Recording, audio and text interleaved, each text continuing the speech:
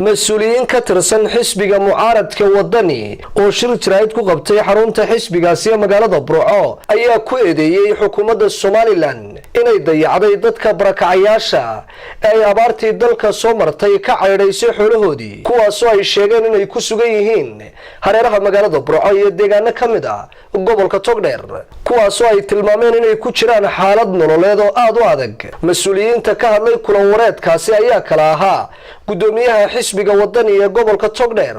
Xuseen Kaahin Xayd iyo Deeq Ismaaciil Mire oo kamid ah saraakiisha xisbiga Waddani waxaana ugu baaqeen ganacsatada iyo qaybaha bulshada in si degdeg ah loogu soo gurmado dadkaasi barakacayaasha ee dhibaataysan tuulooyinka gobolka hareerihiisa hadii aad marto waxaad ku arkaysaa beelo ilaa 400 oo qoysa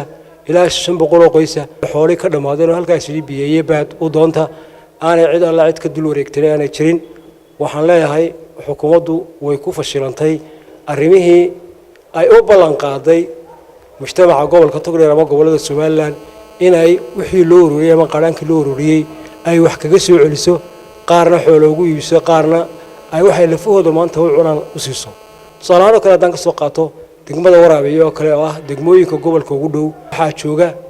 تد إلى شن بقول أو قيس جارية تد كاسي waxay wadadkii gubada deganaa xoolo ka dhamaadeen xoolo markay ka dhamaadeen dawladna sidii halka dawladdiina iyo dadkiina haydin ku ogaado muddo 5 bilood ku dhow ayay joogaan imika biyo ay hay'adaha u keenaan mooyaan wax alaala wax soo gaaray ama loo keenay ma jiraan waxa jirta qaar waqooyigan iyaguna ku nool waxa jirta qaar magaalada barigeeda ku nool oo iyaguna noocaas oo kala waxaan leeyahay xukuumaddii waxaad maanta moodaa waqtigeedii oo si dhamaanaya markay aragtay inay ka argooso oo carariye cada ka reeb mooyaane inaanay wax kale ku jirin dadweynaha gobolka Togdheer ku nool waxaan ku boorinayaa sidii ay wax isu tari jireen iyagu dhexdooda iska caawin jireen inay isaga caawiyaan oo ganacsatada gobolka ku nool ay dadkaasi xoolo ka baxeen meelahaasi ku urursan ay ilgaar ku eegeen sidii awalba xilliga abaarta ay u qoodin jireen wax siin jireen xisbiga wicid oo bariyahan dambe caado ka dhigtay in uu xisbiga Waddani wax ka sheego oo falxumo iyo ceebo oo u raadiyo had iyo jeer carabka yiraahdo Soomaali weyn buu inagu wada